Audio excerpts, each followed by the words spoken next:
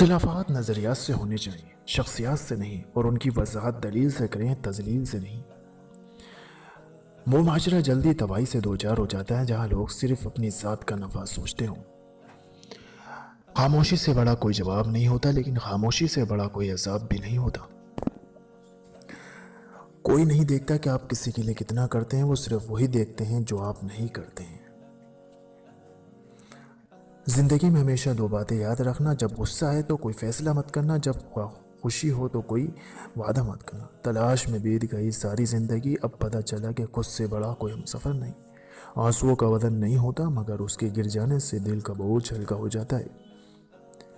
اکثر لوگ شعور پا کر منزل حاصل کر لیتے ہیں، اور اکثر منزل پا کر شعور کو کھو دیتے ہیں۔ اپنی ذات میں ایک ایسا انسان ڈھونڈو جسے صرف اپنے لیے نہیں، دوسروں کے لیے بھی جینا آتا ہو۔ رشتے نہیں بدلتے، بس ان کو نبھانے والے انسان بدل جاتے ہیں۔ توبہ کا آنسو بھی کمال کا آنسو ہے، گرتا باہر ہے اور صفائی اندر کی کر دیتا ہے۔